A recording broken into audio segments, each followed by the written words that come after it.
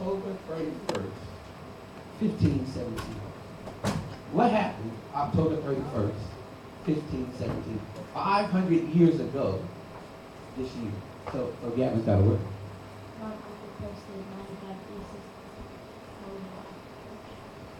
Did you hear it? You got that, right? Martin Luther posted the 95 Theses on the door, perhaps, of the Roman Catholic Church. We're not real sure if it was the door. We think it was, but there's some controversy around that. What we do know is that he wrote these 95 Theses. So why did Martin Luther write these 95 Theses and post them on the Roman Catholic Church door or something? Somebody, why did he do that? Well, hold up. We want everybody to hear. Let's begin recording.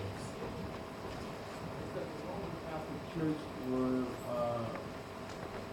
trying to rebuild the Colosseum, and they said they would put money, that we would put money for you to go to heaven. You have to pay your way to heaven, and Martin Luther said we don't have to do that. You had to pay your way to heaven. That's what they were talking about. And they were using the money to build, right, the basilica, right, the cathedrals in Rome and in Germany. So you had to pay your way to go to heaven. You had to buy, it was called something that you had to buy. It was an indulgence. And you're going to hear a little bit about that. An indulgence. You had to buy this indulgence. You had to pay money. And then were you sure you were going to go to heaven? No. No, you still weren't sure. You done paid all this money, but you still hoping that you make it up to heaven. And Martin Luther struggled with that whole thing. He struggled with his own, well, I can't tell you that because that's going to come a little bit later on. He struggled with feeling about being acceptable to God. He struggled with thinking that he was or was not going to make it to heaven. And something happened. So what happened to Martin Luther that he changed the world? Well, he did get struck by lightning, but he was in a thunderstorm. He was in this thunderstorm, and when he was in the thunderstorm, he was a law student because his dad wanted him to be a lawyer, and his dad, who was kind of a miner, didn't have a whole lot of money, had saved up money to send him to law school. So, and why did his dad send him to law school? So he would make a lot of money, and so that he could take care of his mom and dad in their old age. And so Luther is on his way to class or somewhere, and this thunderstorm takes place, and lightning strikes, and he falls down on the ground, and he prays to St. Anthony. You know, I would remember that he prayed to St. Anthony. He prayed to St. Anthony, and he said, if you spare me, then I'll become a monk. So then he became a monk, and he studied. But all the time he was a monk, all the time he was in seminary, training to be a pastor, he was still struggling with his own righteousness. He was still struggling with whether or not God accepted him. He was still struggling with this whole idea of paying his way into heaven. And the Pope did something, and you're going to hear this. I just want to say it so when you hear it, you'll understand it. The Pope issued a papal bull. What in the world is a papal bull? Anybody know what a papal bull is? A papal bull. Well, I'm going to tell you what he issued, and then we'll talk about it in a minute. He issued a papal bull. The papal bull was a decree that said John Tessel could go around and sell indulgences, sell these pieces of paper, and they could get to heaven. Sounds like a bunch of bull. But it was a papal bull, and a papal bull is a decree or a law that was issued by the church. So whenever this papal bull was issued, John Tessel and a whole lot of other folk went around selling these indulgences, and people were buying the indulgences and still not sure about their salvation, still hoping that they might make it to heaven. And they also bought them for other people as well.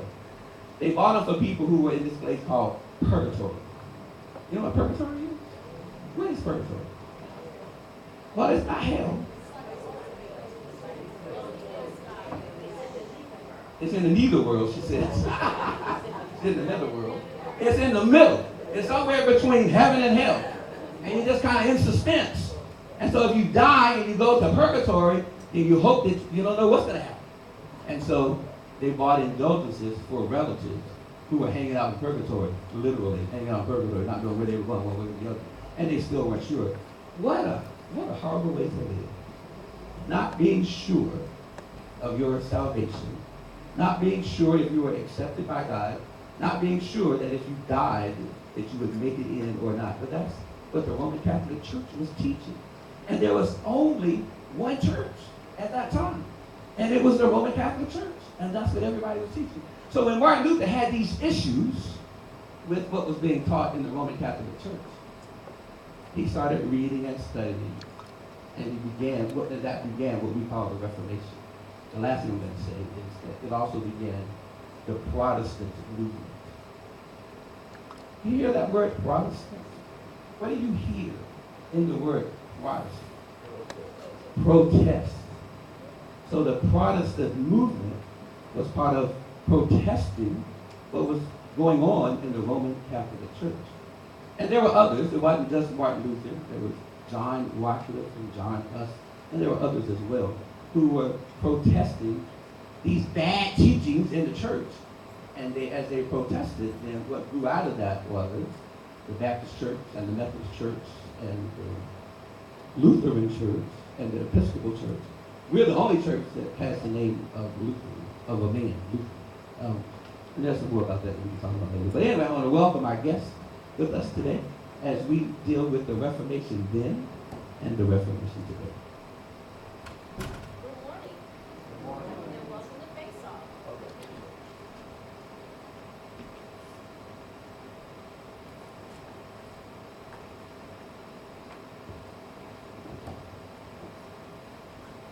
Good morning, and welcome to Face Off with Frederica Scopel.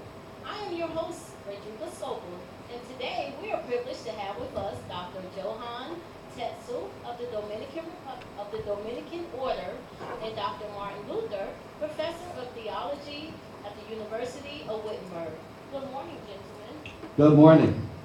Our featured topic today is Reformation, then and now. Our first question this morning refers to the sale of indulgences. Our guest, Dr. Tetzel, has been under commission by Pope Leo X to preach the Jubilee of Indulgence since 1502, and has recently been granted oversight over all works of indulgence within Germany by papal edict. He has served as an inquisitor for the Church of Rome since 1509 and has written several popular folk songs, including Cash In on the Spirit and I Don't Want No Reformation. Tell us, sir, just what an indulgence is. Well, first of all, let me tell you why I don't appreciate all the negative comments that I get. I have been preaching the forgiveness of sins for almost 20 years. If you live right, you will die right. And the Pope has done a great thing by issuing this papal bull. Now understand that a papal bull is a law that was issued by the leadership. I know what some of you are thinking. You're thinking something else when you hear papal bull, but get your minds right. The Pope issued the papal bull that gave me the right to offer some great deals on getting into heaven. And indulgence was an act of kindness. You could get your sentence reduced by having an indulgence. And I was able to make them readily available. And yes, some of the money was used to finance the construction of the St. Peter's Basilica in Rome. But let's be honest.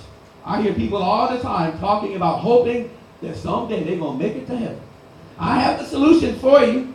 Pay me. I'll give you a slip of paper, and you can show St. Peter your receipt when you get to heaven, and it will all be well. As a matter of fact, what better time than right now to ensure your forgiveness for yourself and for anybody that you love. You know, we all got some family members that we are not sure about. For indeed, His holiness has granted to those wise and generous persons a great pardon, a release from the bondage of purgatory. For as soon as a coin in the coffer rings, the soul from purgatory springs. Oh, I never get tired of hearing that. That's some of my best work. Our next question is for Dr. Martin Luther. Dr. Luther received his master's in law from the University of Erfurt in 1505, and in 1512 he received his doctorate in theology from the University of Wittenberg. Dr. Luther still presides as Dean of Theology at Wittenberg. Dr. Luther, In 1517, you nailed your 95 Thesis to the door of the Wittenberg Church. Do you have any formal training as a carpenter? And what kind of nails did you use? I had very little formal carpentry training. Actually, my father paints owned several copper lines in Medford. And we did some carpentry in the shafts, reinforcing them with timber. But I can assure you, the nails I used were the finest grade copper wire in tribute to my father. But I'd like to mention that I also mailed a copy of the Thesis to the Archbishop of Mainz as well. Protecting the sales of indulgence, what this man Tinsel was doing is nothing less than selling for profit. The gift of Holy Spirit, the church has no authority to do such a thing for forgiveness, comes from Christ alone. I have to admit that I struggle to get to what you all know about me today. Let me try something out here.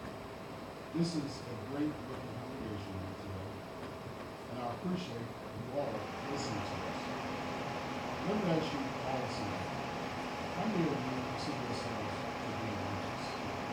Have you raised your hand if you consider yourself righteous?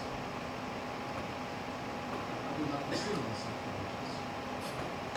A lot of my friends do not consider me righteous either. I do not always use the most pleasant language. I did not always say the right things.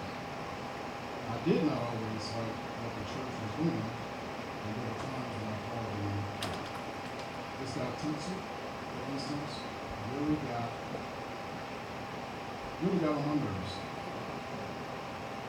And the Pope, how dare the Pope issue a Pope decree saying that you could pay for your sins. This really weird. This is not monopoly. You don't get a get out of jail free card. These indulgences release people from needing to repent of their sin. I am so glad I heard you all confess your sins already this morning. The Bible tells us to repent of our sins. And Luke 3:8 bears fruit in keeping with repentance. You know what that means? Repent and use the power of God. Gives you through the Holy Spirit to live differently. Tinsel and the Pope and the church of the day have people thinking they can live any kind of way with anything and not have to repent, buy this indulgence, and everything will be fine. That is not what the Bible teaches. I just wanted us to have some conversation about Jesus and his righteousness and what he has done for us. It is Christ, by his blood, that has completely paid the price for sin. No father payment may lawfully be demanded. A favorite hymn of mine, Rock of Ages, speaks well of this truth. Let's sing it together. Hymn is hymn 361.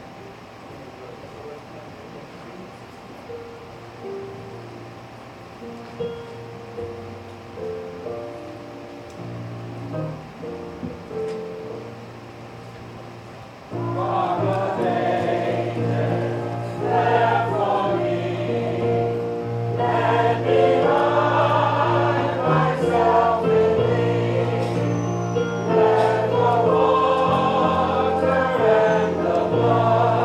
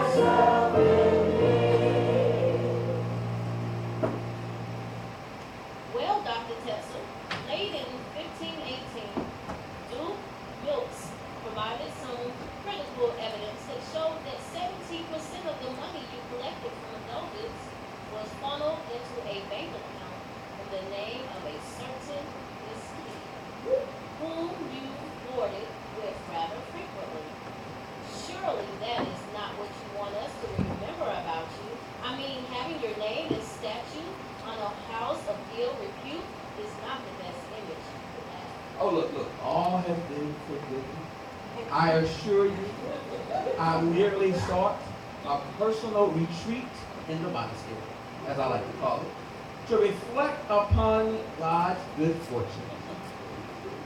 We've had some experiences in our youth, and we don't want to remember, right? I did make several purchases of indulgence for myself as well. You know, you can never have too much insurance, and I consider purchasing of indulgences as whole life insurance for myself. Oh, I'm sure that this whole misunderstanding will simply blow over. I doubt that this whole Reformation nonsense will ever amount to much anyway. But oh, will the whole world be forever amazed at what his church has built in Rome. As a matter of fact, I'm sure there will be trips to Germany, to Rome, to visit these beautiful churches that we are building. And remember, as soon as a coin in the coffer rings, the soul from purgatory springs. All praise the Blessed Virgin. Yeah, okay. Dr. Luther, in 1543, you wrote a pamphlet titled On the Jews. Modern theologians have been very critical of this work, citing it as anti-Semitic. My question is, have you ever been to Jerusalem, and do you ever eat bagels? I can't say that I ever been to Jerusalem. What I did get a really cool postcard from a brother of mine that went on a pilgrimage there. But you know, I don't like having that whole bagel incident constantly still to this day. I really thought it was a donut, and the doctor wasn't on a strict diet of bagels. But of all my work, another topic points to the same truth. The choice, salvation, and victory that is in Christ. I have no patience with the house of God, but these were human. It is the duty of the church to seek Him in purity and repentance and to forgiveness. When I presented the 95 Thesis, this is what I said. Out of love and zeal for truth and the desire to bring it to light, the following theses will be publicly discussed at the end. My first thesis says, when our Lord and Master Jesus Christ said, repent, in Matthew 17, He willed the entire life of the believer to be one. Daily we repent of our sins. Daily, God, in Jesus Christ, grant us the complete forgiveness of our sins. And the church gives the pastor the authority to declare the forgiveness of sin. It is not based on the purchase of indulgence. It is not based on living a good life. It is not based on living like drinking or cussing or whatever good vice we want to know. Our salvation is only through Jesus. There is one repentance within the heart of the wicked. And many churches accept wickedness within their gates. The devil waits around every corner to trap and ensnares the sheep of Christ. So we must always be on guard, ready for God against our enemy. Just like a old hymn, Onward Christian Ship. It was a great tune. I like to sing it again.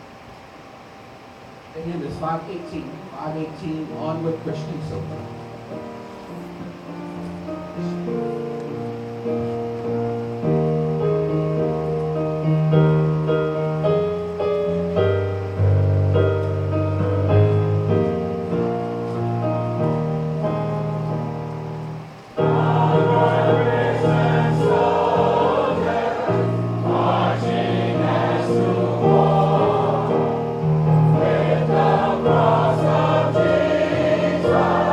Moving on before.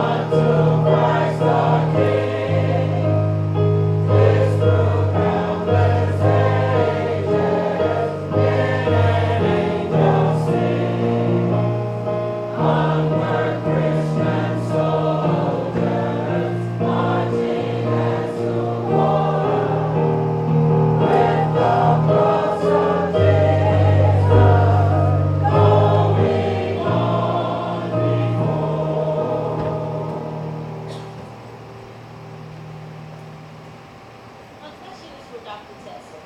Dr. Tetzel, does the Church of Rome still practice indulgences today? And if so, are they different doctrinally from the indulgence you dispensed in the early 16th century? Does the church practice indulgences today? Of course, yes.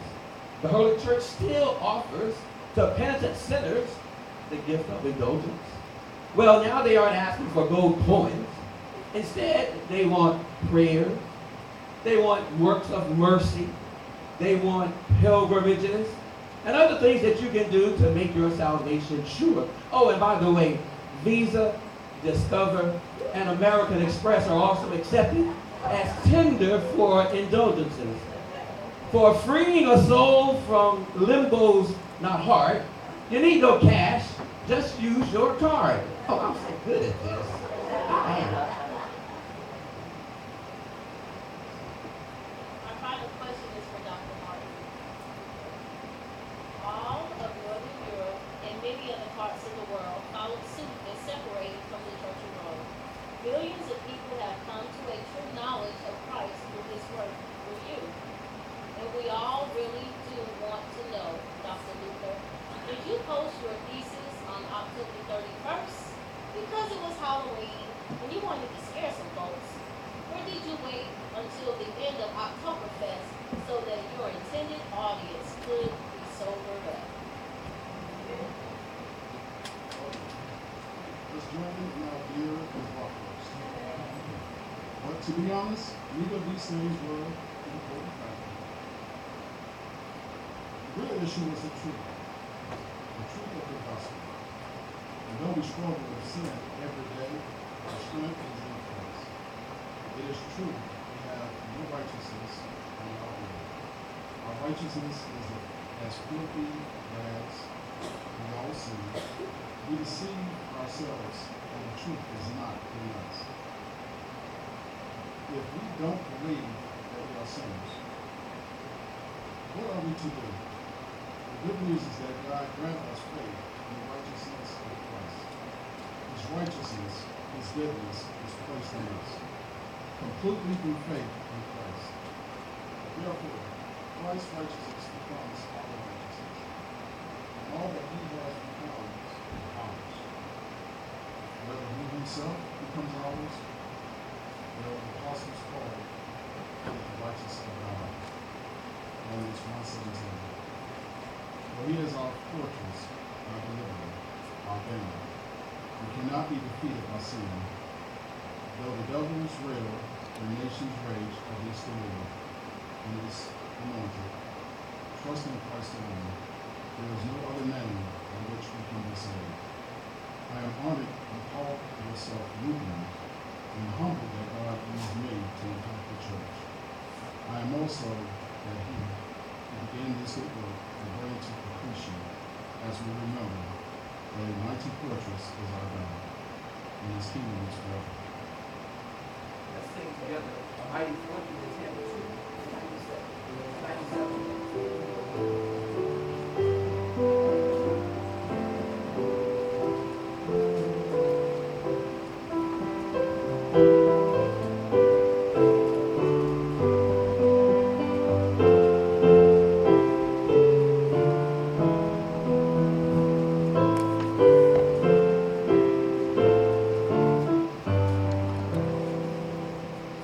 Almighty fortress is